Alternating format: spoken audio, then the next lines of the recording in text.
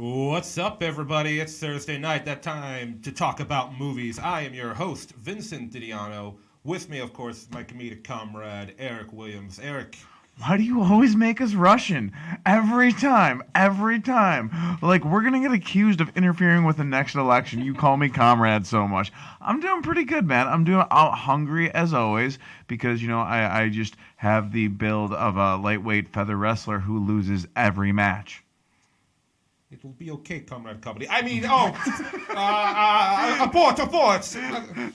How are you doing? I heard you complaining about the pre-made pasta meals you keep making that have they say that it's spaghetti sauce, but it's basically just red dye and like the souls of tomatoes that wish they could have been more. Yeah. I can't cook. So I go to the Giant Eagle. Let me teach you the ways, Comrade Didiano. You didn't have a grandma that was like, Vincent, get over here. You gotta shave the garlic like it's hairs you're gonna have later. Unfortunately, the knowledge was not passed down to me. It has remained in the past generation. I can teach you some things, Comrade Didiano. No, I mean, have I cooked for you yet, Vincent? I don't. I've had people cook for me. I do not think you have been one of them. No, I do not. Okay. All right. Okay. That's a thing sometimes. I mean, maybe. I mean, every time we watch a movie, you're always like scarfing down popcorn, and I'm always like, that costs too much. Maybe one of these times I'll make some brisket and I'll sneak it in, or maybe some London broil. I love brisket, so I am down for some brisket. I don't know if I've ever actually made brisket per se. After saying that, I've made it at restaurants, but not at home. I've made roast. Adventure brisket, fantastic. All right, but let's get on to some stuff before we get to movie news. There's something I want to talk about. Last night we had the premiere of my new podcast, Silver Screen Stand-Ups, and It was a great time. I never could have imagined Spider-Man 3 could be that much fun. Yeah, so for those who didn't watch or were unaware of it, the premise of it is that me and two other comedians, Erick was one. Erick was on the premiere last night. I was there. It's a real thing. I didn't just imagine it. Yeah. It wasn't like I woke up the next day and was like, and Vince was there, and Zach Funk was there, and Tobey Maguire looked really emo. Yeah. No, it was a real thing. It happened. Yeah, it was, and this one's going to be a monthly podcast. It's not going to be weekly like POVincent is here. So yeah, it was us, Zach Funk, and every month we're going to be just crapping on bad movies. Me, two other stand-up comedians. It's going to be a time. And I want to give I gave the shout out last night. I want to give the shout out again. Yeah, Erick, bring up the Silver Screen Stand-Ups logo for those watching on the live stream. Because this logo was made by a friend of mine, Brianna Smith, who I used to work with at an old job of mine, and she's a graphic designer. She made this logo. So it's amazing. I know it turned out really well. Like I told her like basically what I wanted. I told her like I wanted to brick background at a comedy comedy club because this is something for comedians to come on and show what they got. But I still want like the movie emblems in there and stuff like that. And she just took it and she did the neon sign thing, which I wasn't even thinking of that. I want it to be signy, but and it just looks good and nice and bright. She did a fantastic job. So if you need some graphic design work, please hit up Brianna. She has a she has a website, briannasmith.com. You can hit her up there, and she'll do some work for you. Yeah, so I just want to thank her. She also did the POVincent logo. She did that for me a while back, and I just want to give her thanks for doing that for me. It was really nice of her. Just quality work. And once again, Erick, thank you once again for being on the show last night. It was a ton of fun. Absolutely, and you got pizza, and there was beer, and there were cats. Yes, there were cats, which you were like, I'm gonna lock up the cats so they don't distract us. And it was no, I kind of want to be distracted at points. I didn't want to lock up the cats. They're they're only like several months old, so they're still in the super cute kitten stage. They're at like the I want to kidnap you stage. Yes. But now here's something interesting. On the premiere last night, you asked what movie we're going to do next month. I did, and I don't remember completely, but I do remember Zach Funk saying thank you for not having him on next month, very sincerely. Now here's the thing: I'm trying to keep it in what movie we do each month in line with what's coming out right then. So we did Spider-Man 3 because Venom just came out last week, right? We did a review of that. Check out our last episode. So next month around the same time, the sequel to Fantastic Beasts is coming out, the Harry Potter spin-off series. And so I wanted to do a movie that was from like 10 years ago that was trying to be the next Harry Potter because all the other studios are trying to find a new Harry Potter. And I was going to go with Cirque du Freak, the vampire's assistant. Because I was kind of like, oh, we got a young antagonist who's got powers. And that's what you said it was going to be. Here's the thing. One of the other options I was thinking about was Percy Jackson. Because that movie also, I don't hate Percy Jackson, but it definitely could have been way better. It's not, it got a sequel, so credit to it, but... but here's the thing. I read online, and I haven't got this confirmed yet, so I'm going to look it up later to see if it's true. Percy Jackson and same thing for Cirque du Freak, they're both based on book series, right? The author of the Percy Jackson books said that he hated the movie and that he has recommended to teachers who may be having his book in school to teach it, like to have it as part of their reading class, that not to show them clips from the film because kids should not see it. He hates the movie that bad. So I'm kind of reconsidering maybe going with Percy Jackson instead. Now, does he think like kids shouldn't see it or just like human beings in general? He's just said kids. Once again, I haven't got this confirmed. I saw like on a post on Instagram, but I want to find out. I want to check it out. But anyway, so I might be changing. Anybody watching, what would you rather us make fun of next month? Would you rather us make fun of Cirque du Freak, the Vampire Assistants, that forgettable John C. Reilly film where he turns a boy into a vampire and crap, or would you rather see us make fun of Percy Jackson? I'm up to changing my mind. Let me know in the comments what you're thinking. I'm interested. I mean, on the one hand, making fun of John C. Reilly sounds like fun. On the other hand, making fun of someone named Percy just seems fitting. Yes. Oh, the temptation. The temptation is real, Eric. It's thick and brothy. I don't know. You just joined the viewing of our own podcast. Like I'm by the shout out to Jill Toto, who knows how to make legitimate Italian food, something Vince has not learned yet, and Pete Peters, drummer for the fantastic local band Nameless in August. Well, thank you guys for tuning in. We always appreciate it. Any viewership for our little show here. But anyway, time to get on to movie news, which... Unique thing this week, we're only going to go over one news story because we're doing 2 movie reviews this week. So 2 movie reviews! So we're just going to go over one quick story of a subject we've covered several times on the show before. It is a big Hollywood story. We're going back to talking about James Gunn, ladies and gentlemen. For those of you who remember James Gunn, who's most famous for directing Guardians of the Galaxy Volumes 1 and 2, was recently fired from Disney and pulled away from Guardians of the Galaxy due to some tweets. Some tweets of his from like 10 years ago that they were stupid. They were dumb. They were shock value humor tweets, and they're just bad, right? Wait, you mean you don't think he's in on Pizzagate? No, I don't think he's part of Pizzagate, which just sounds like some promotion from Domino's, if I'm being honest here. Pizzagate. Will you find the secret code in the pizza box to win a PS4 or something? That's what it sounded like. But anyway, no. So James Gunn, big news is that he's being hired to direct the next Suicide Squad movie, which is huge. Because one, as you stated the other day, I think we were talking about, it's like, yo, wow, that's a big middle finger to Marvel. Just F you. And so James Gunn, now when this whole thing went down a couple months ago, he got tons of support. He got tons of support from basically the entire cast of Guardians of the Galaxy. Various other celebrities were coming out of the woodwork to support him. Bobcat Goldthwait, who you never hear much from him anymore. He did that great movie a few years ago. What was it? God Bless America? I did not see that film.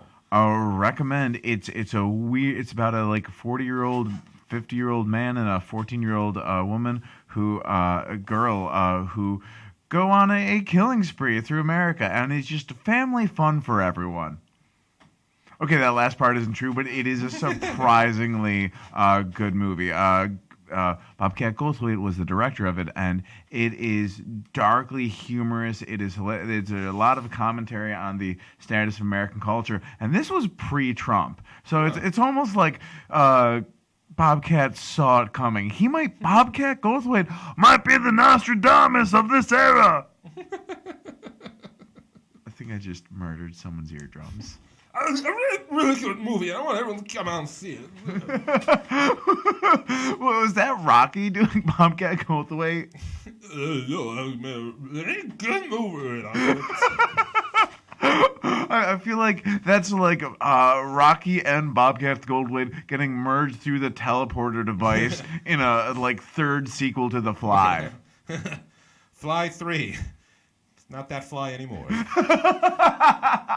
Or we just found an alternate ending to Happily Ever After. Yeah. But anyway, so he's being hired, and this is just big news. I mean, because when you get fired from Disney, usually that's fucking it. I mean, the mouse has ended so many careers. James, we're gonna let you go. No one will ever see you again. Never show your face again on Space Mountain. But so this is good. So good for him because once again, I do not condone what he tweeted. It was dumb, stupid. The biggest takeaway I have from this is that James Gunn is about to make a shitty movie. Like that is what I like. If we haven't covered this, I have no faith in DC, and we've covered this a lot. But still, it is worth thing. Like, I am someone who is generally very skeptical of scripture, regardless of the source. But I have even less faith in DC making a good movie than I do in any scripture. Well, here's the thing. According now, this came out a few days ago. Some other stuff has come up. One, Dave Bautista, who plays Drax in Guardians of the Galaxy, said he's totally down for, working with James Gunn again on this movie. And of course, a lot of people are like, if Bautista's going to be in this, he should play Bane, which I'm not going to argue with that. His silhouette is literally Bane. I don't know. Or Clayface. Well, here's about Clayface. The version of Clayface I know from the Batman anime series, he was like a Hollywood kind of golden age actor, kind of like a. But once he becomes Clayface, the build is like rather biggish. Not really. Clayface has got like a golem kind of like. Okay, maybe I'm misremembering. I'm thinking like anime. Yeah, no. But the other thing about this is that another rumor is that he may just ignore the first film and do a whole new thing. Which might not be the bad way to go. Might not be.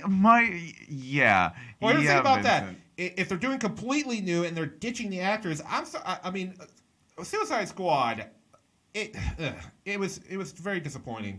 But I thought Margot Robbie was great as Harley Quinn. But then again, they're bringing her back for that Sirens film, so we're gonna get more Margot Robbie Harley Quinn. So I guess I'm still confused because DC's like, we've got a DCEU, but we're also going to make standalone films. I'm just like, what are you doing? What are you? Do you even know what you're doing? Get back on your medication, DC. Here's what you do, DC. And this is a rumor that's been around for like a year and a half now. Do your Flashpoint movie. If the Joaquin Phoenix Joker movie does well, have at the end of Flashpoint, which happened in the real comics, like a couple of the universes get merged and you get this new universe. Just take the best from what you've got, put it together.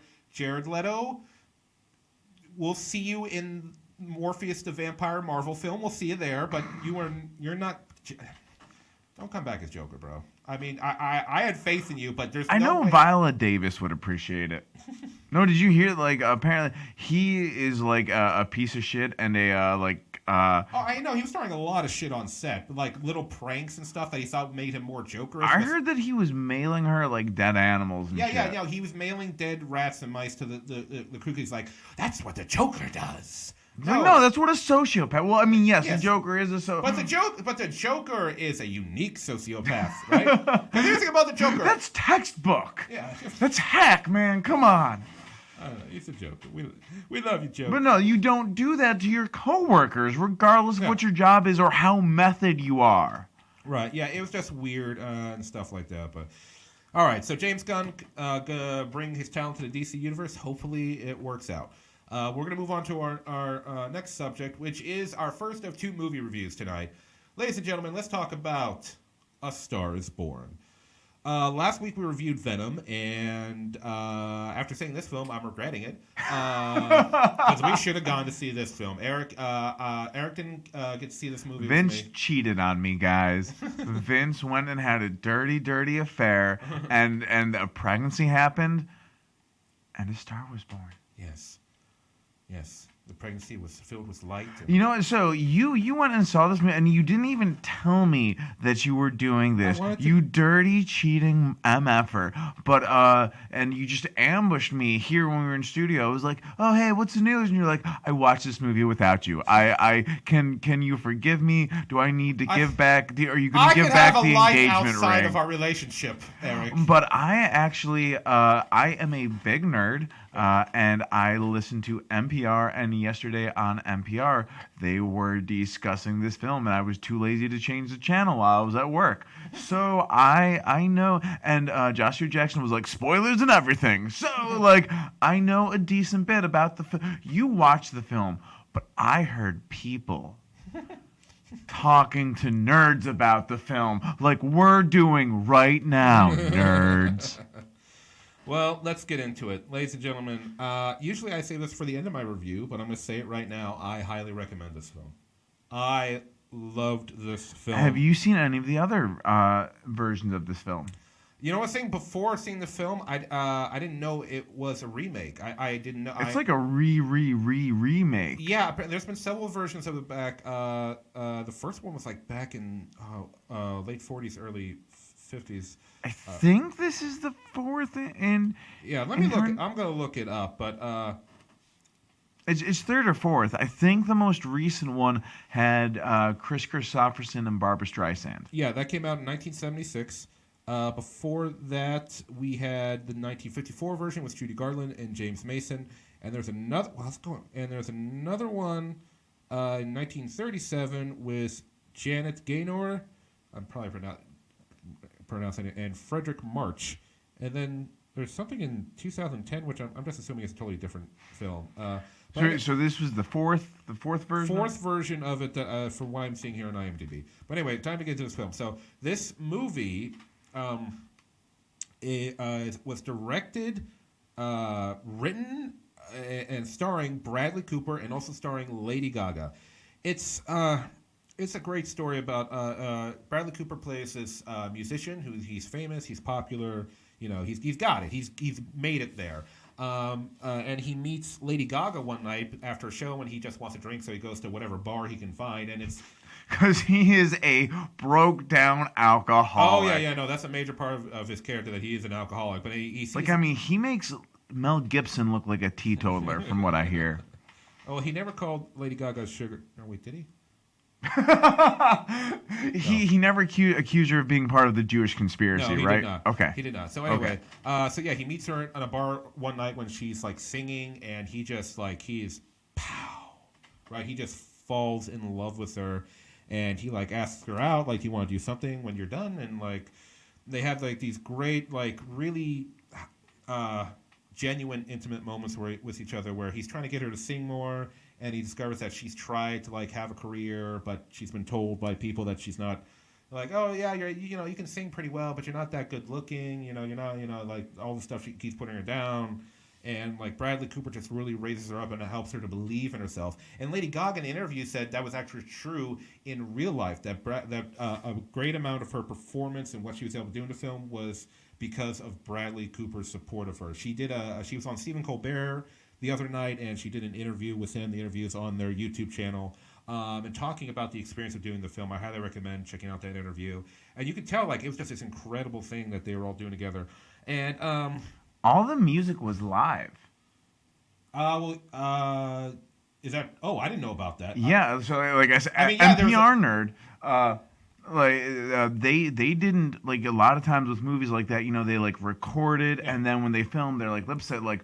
All of that was done live. Like, oh yeah, no, I believe that they really sing it on stage. Like they, at no point did it look like they acted it out and then went back to the studio, recorded, and did some ADR work. No, you can tell that when on that stage or where they're in a bar or wherever the setting is, that they're really singing it right then and there. And Bradley Cooper is apparently a really good singer too. I didn't know that. He's really good. And he's really good with the guitar.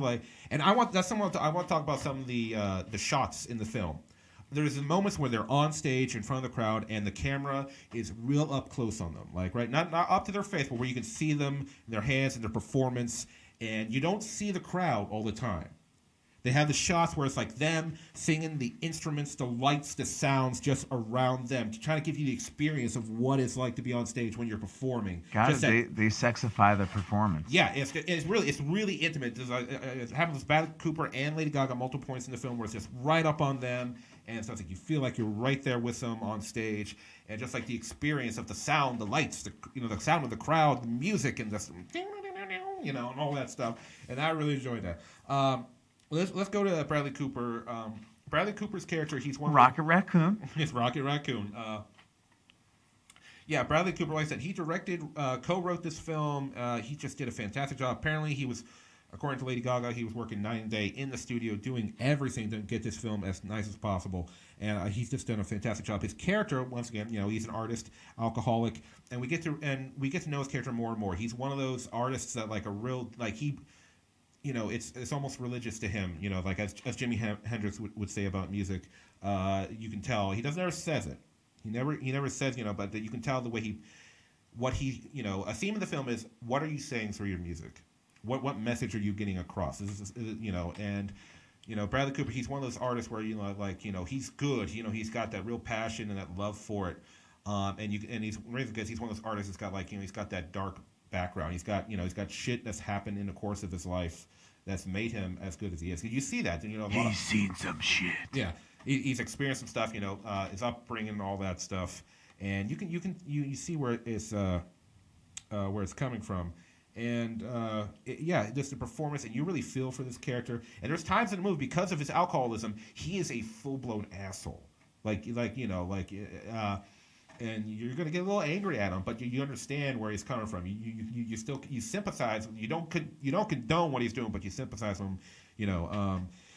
And Lady Gaga's character, one of the things that she did to prepare for the role is, because Lady Gaga, she's famous for getting in her outfits, getting dressed up, doing her wearing meat suits. Yes, exactly. And Bradley Cooper's advice was to help her get in the role. He told her don't wear any makeup for a while. Because that's the character. She's very vulnerable and she's not sure of herself. And Lady Gaga knows who she is, right? She has her insecure moments like anybody else. But Lady Gaga, she said that was a problem with me trying to get into the character. It's we're very different. And Lady Gaga's acted before in the past, but never something on this dramatic, this intense, this real. And she said that really helped her a lot, just walking around all the time without makeup and just kind of feeling that vulnerability of and she does a great job. You really believe, she's just this normal, person. She loves music. She loves to be a singer. She loves to be a songwriter. But she just kind of gave up. And then Bradley Cooper's character comes in, and he loves her. Like I said, he falls in love with her that night at the bar, and he sees and he falls in love with her singing, because he loves the way what she's trying to say through her music and stuff like that. And wait, time out. So she's serving at a bar now. Is she also playing music at the place that she's a server at? Well, no. Here's the thing. In the movie, minor spoiler, she doesn't work at the bar. It's a drag queen bar. But the drag queens there love her so much that she's the only non-drag queen allowed to sing at this bar. So that's kind of weird. Bradley Cooper's kind of this kind of a southern rock type guy, and he's just looking for any bar. And the one person door guy tries to tell him I don't think this is your kind of bar, man. He's you got alcohol in here, and it's yeah, we do. My kind of bar. And then just walks in. He sits down at the bar and gets a drink, but then right before he gets his drink, he's looking around. He's is this a drag bar? And he's okay with it. He's not. It's not like Los Moore so easily to write the character as he's no. He's he doesn't care. He just he's just there and listen to music and but anyway, Lady Gaga's character really great, and you see her character start to rise up because of the help of Bradley Cooper. He's already got a career, and he drags her up on stage, and people get to see her, hear her sing and hear the song that she wrote. right? That she was too afraid to do before, right? And her career starts to rise because people are like, who the hell is this woman up on stage? Which Jackson Maine, the name of the Bradley Cooper's character, and she goes viral on the internet, and so this weird thing where like Jackson's career is starting to like fall apart because of his personal problems, and her career is on the rise, and it creates this tension between the two, right? And like she's trying to keep her way and keep her voice, but like her manager is trying to make her into like this kind of musician. And there's creates tension there, but here's what's so genuine about the film. The chemistry between Bradley Cooper and Lady Gaga is fantastic. I genuinely believe that these two people love each other. And the fantastic thing about this is, at no point in the film, and I could be wrong, I might be remembering this incorrectly, at no point in the film does either character say, I love you. Neither character says, I love you, because they don't need to say it. They know everything they need to know about. It's just understood. It's just understood. They know everything they need to know about each other through the way they sing in their music, the way they look at each other, the way they sing duets together. They never say I love you. They don't need to. They say it through their song, through their passion. And it's fucking phenomenal. I love it. And Sam Elliott, great classic actor. He's in the film too, and he plays Bradley Cooper's brother. And there's some really great moments between the two of them because there's a lot of family drama and tension from them over the years, and there's this one cool scene during like the third act between them, where it's like where like the real heavy shit's going on, and it just and Sam Elliott was great in it. Andrew Dice Clay is in the film, which you think like, oh shit, she plays Lady Gaga's father, and I didn't know it was him because he's so not dicey in this film.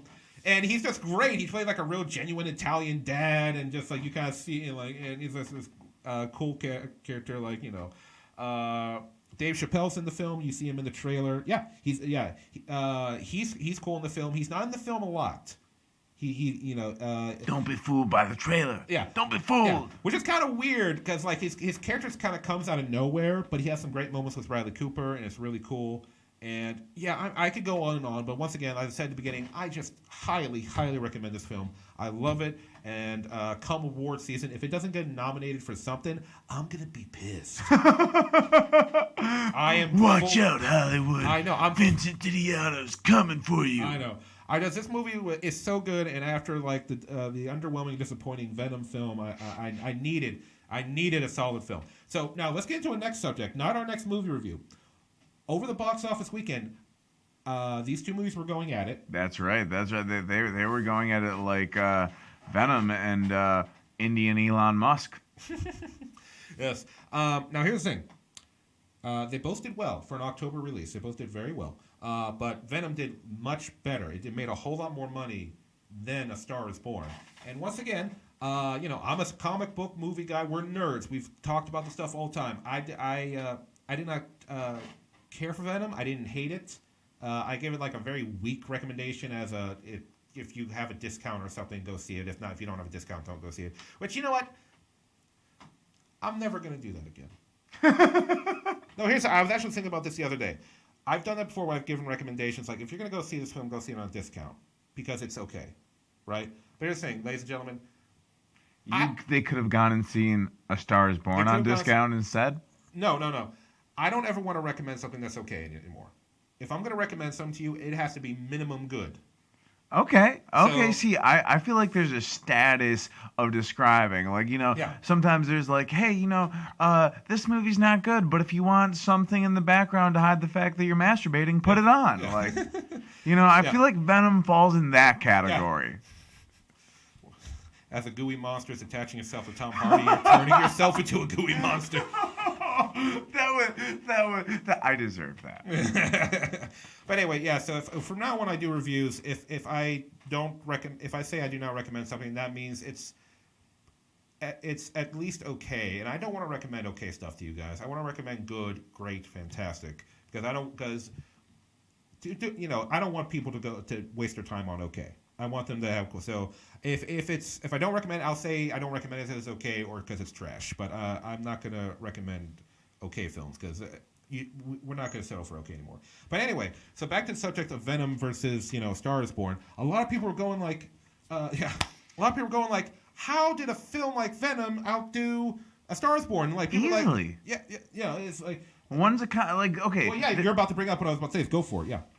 So there's quality versus like pull, attraction, hype. Venom is maybe only like a few tiers below like Deadpool and popular. Like Venom is a super popular comic book movie. Ever since he was introduced. We're in the comic book era. Like, and the thing is, this is a weirdness, but Sony has been so bad that it's one of those that like people went to check it out just to see if the train would hit the car on the tracks. This was definitely a movie that people showed up to expecting to be disappointed. I know because I saw the Facebook post from my friends. And I have another friend who like wasn't interested, but he got dragged by a group of friends, whereas A Star Is Born was the movie.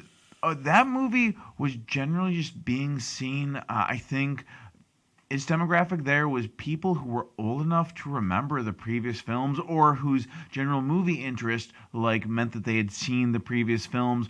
Or like the only dudes going to see this movie were like people who really love music and Lady Gaga, or whose girlfriends dragged them there. I say this because that's how my coworker went and saw the movie.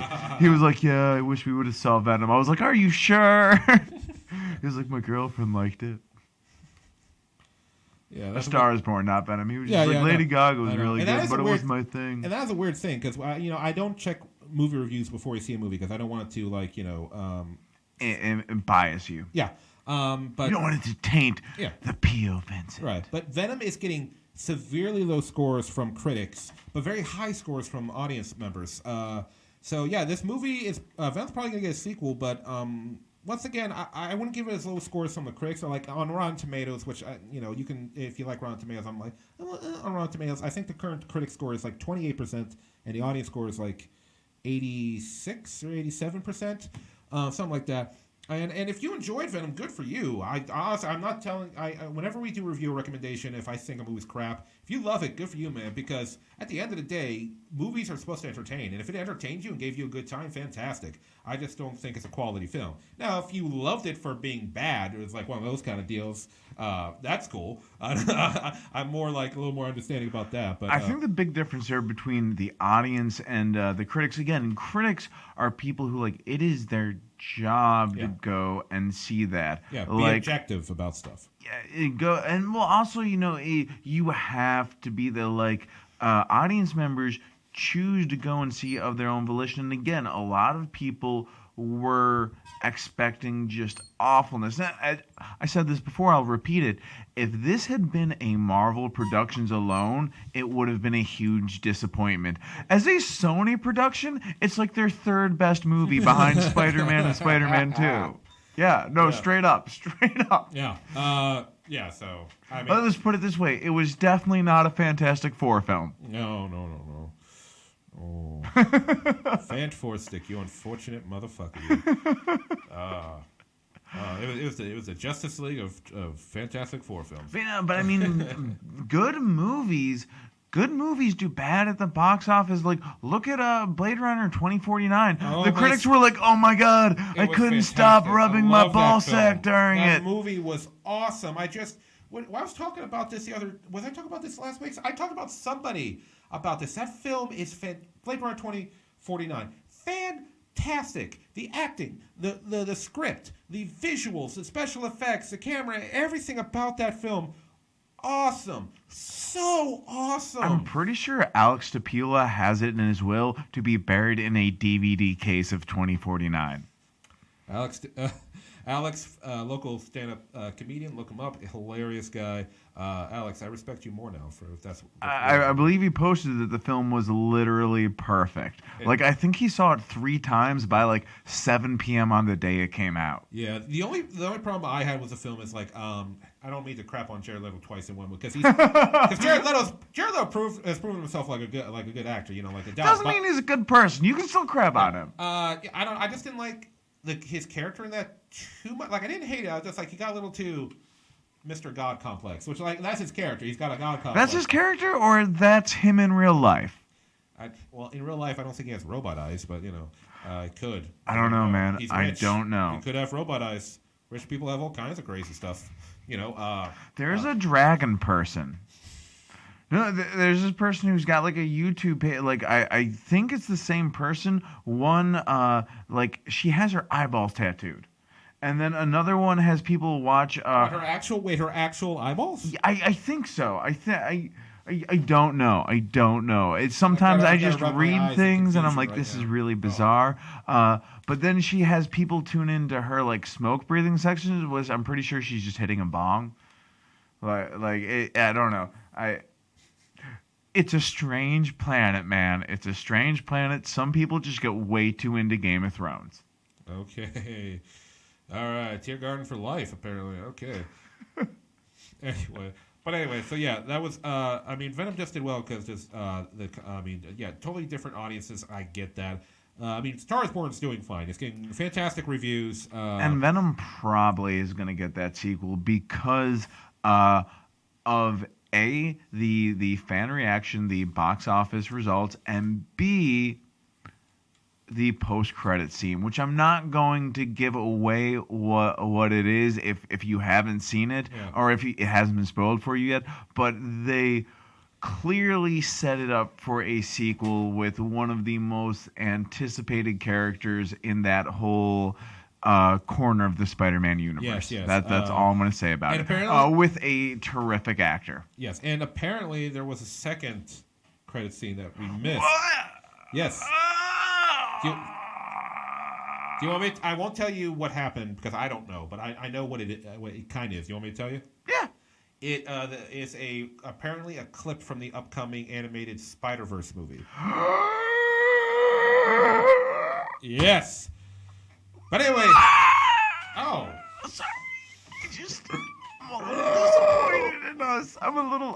My apologies to the viewers for just like making the sound of an alien, and I don't mean like an extraterrestrial. I mean literally the Ridley Scott alien. All right, time to move on to our our final movie review. The one that he didn't ditch me on, the one that we both went for together, and we held hands like a couple. Yes, we skipped and frolicked. But anyway, time to move on to Bad Times at the El Royale. This movie, I'm not. This one's gonna be a little tough one to talk about, and I don't mean that like in necessarily a bad way. It's a mystery thriller. It's a movie about a group of people, all different from different. They got none of them know each other. They all meet up at. It's a movie Hollywood has never done before. There's a number of different characters with an interconnected story. Yeah, they all meet up. They've all got they all meet up at this place called the El Royale, a formerly famous hotel that's not just now just like is basically empty all the time. You have Jeff Bridges as a priest. You've got Dakota Johnson as a hippie. You've got John Hamm as some kind of salesman. You've got Cynthia Erivo, who I'm not familiar with, playing just like a singer. And you got Chris Hemsworth, who I'm not going to go over Chris Hemsworth yet. Yeah, they all meet up at the El Royale Hotel, and as things go further and further through the movie, more dark and disturbing things are revealed, and we get to see that the characters are not exactly what they present themselves to be at first. So yeah, this is one of those movies of just like total happenstance that we got all these different characters who've got their own story, their own dark thing going on. They all just happen to meet up at the same place, and their issues collide and create big problems. I'm not quite sure where to start with this film because there's so many different things going on. We'll go over the pacing real quick. The pacing in the beginning of the film I thought was fine, but then towards the end I thought it got a little. I thought it kind of started to drag towards the end. Especially, there's this one scene, towards the end of the film where I think it just started to really drag. And then something happened. I'm not going to go over it because it's a bit of a spoiler. He got angry. I think I can convey this without giving us the spoil away. There are flashbacks. There's a lot of flashbacks. There's various and essentially there's a point where like we are in the shit. Like, Yeah. things are happening, and then all of a sudden, there was a flashback, and Vince was so angry. Because it's like, we've got the adrenaline going, we got the drama, we got shit. It's like, this is it. This is go time, motherfuckers. And then so angry. And then flashback, like, whoa, no, go back to that. Go back to that. This is what you've been building the whole fucking film up to. Get back to that shit. I mean, it's like the flashback gives important information, but it's like it could have been like presented differently somehow. I just like earlier in the film or like shorten it to a real quick. Vince made it clear that at the movies you can yell at the screen no matter what color you are. I didn't yell that loud. Not that, but you were like, what? Like, you didn't yell nearly as loud as I cackle. And I feel bad for people in the movies with me. I absolutely do. Because, like, if you aren't aware by watching this, I am a human megaphone. Yeah. I am extremely, and my I don't know why you're laugh. speaking into the microphone.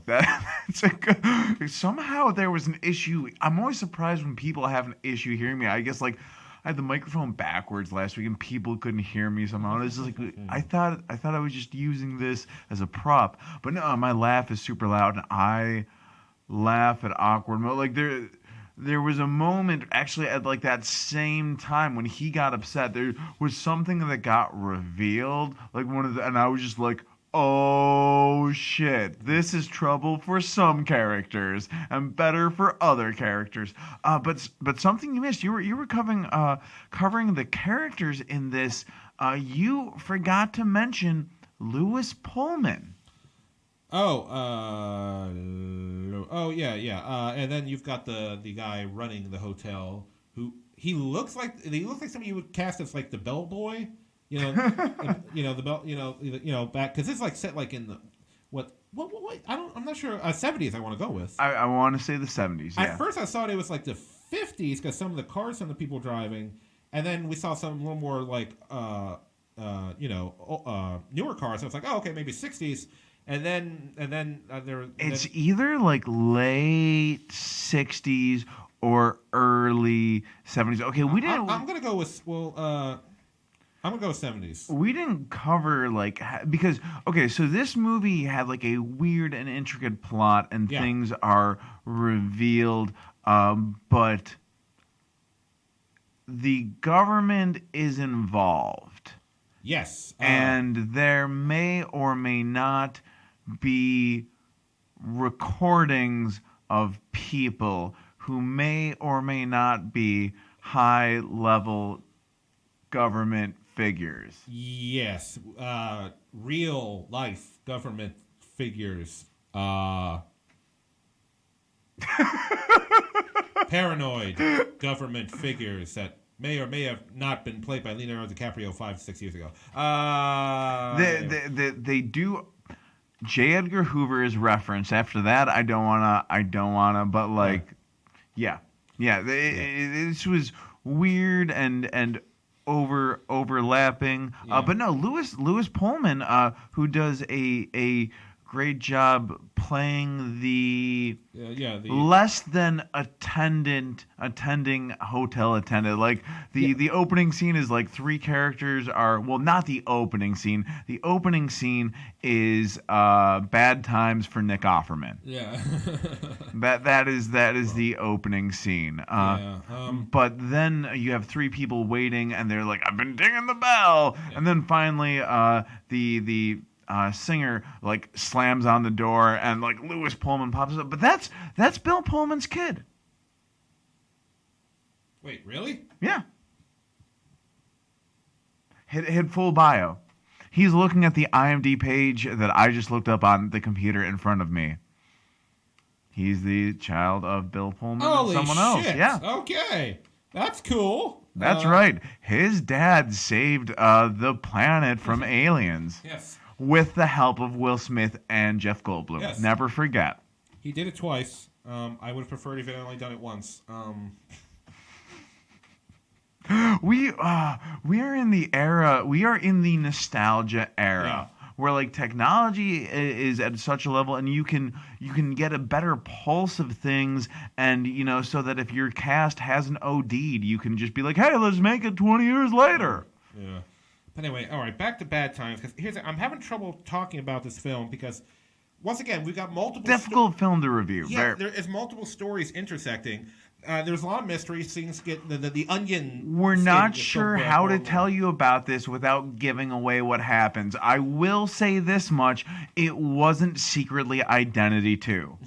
Which was kind of where I was like, wait, a whole bunch of strangers show up at a hotel? Is this in a serial killer's head?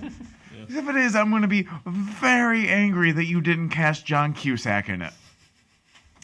That was like great cast. Oh yeah, no. There's plenty of great actors. Like, you got an all-star cast in this motherfucker. Yeah, Jeff Bridges. Are we considering Dakota Johnson A-list? Considering all she's really known for is the 50 Shades films. I know she's... Who's Dakota Johnson? Dakota Johnson was the hippie girl. I was just kind of like, man, Selma Blair looks way different. Yeah, Selma Blair looks like she's 20 years younger or something. It's weird. Yeah, Jeff Bridges, Dakota Johnson, John Hamm, Chris Hemsworth. As you said, Nick Offerman has a small role in the film. This loaded cast, but the different characters, not all the characters get the same amount of screen time. Yes, not all kids. They try to go back and forth. There's this one cool part of the movie where we see the same event like 3 different ways from 3 different characters, which I liked. That was cool. That's because everyone's like to show how where they were when this thing was going down, how they reacted to it. But they didn't overplay it. Like, yeah. I didn't feel they did. Because what was that movie a few years back with Dennis Quaid trying to stop an assassination? Vantage Point. Yeah. And they show you the same scene 47 different times. From it, and I actually didn't see the movie, but I heard that it just got super repetitive. And they were here's the 3rd time. Okay, now we're gonna move forward with things. Right. One thing I'll give. This movie does give that sense, that feeling of isolation, as because I said the setting is this old hotel that used to be real famous back in the day, like celebrities and politicians would come to it, and now they lost their gambling license, and now nobody shows up to it anymore. It's completely dead there. As we said, Miles, Louis Pullman's character, he's basically running the whole place by himself, and you can tell that he's just not up to the challenge. He's the bellboy, he's the manager, he's the bartender, he's the cook, he's the cleaning. I would like this room. That room hasn't been cleaned. Well, who's in charge of cleaning it? That would be me. Yeah. But anyway, yeah, it does give this sense of isolation because we got we've got a good handful of characters, but this place should be busy and happening because they've got this great lobby where you can tell people probably just come to the hotel just to hang out, have a drink, play some music, hang out. There's once again, there's gambling, there's slot machines and a black. The set was super cool. Oh yeah, that I will give totally good. The set design, fantastic. It totally felt like back in the day. Even had one of those for dining, they had one of those old rotating food diner things where you put a coin in, open a little door, grab a sandwich out. They don't do that nowadays anymore. But I always seeing that old school 50s things in movies.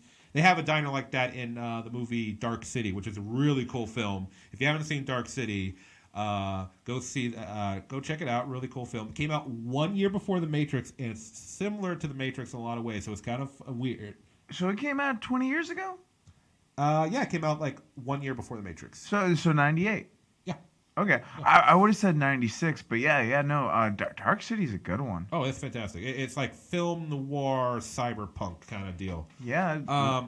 Yeah. But anyway, so there's a lot of good stuff. The all-star cast, there's some cool shots in the film. We were talking about that. Some that was implemented during the multiple viewpoints scene.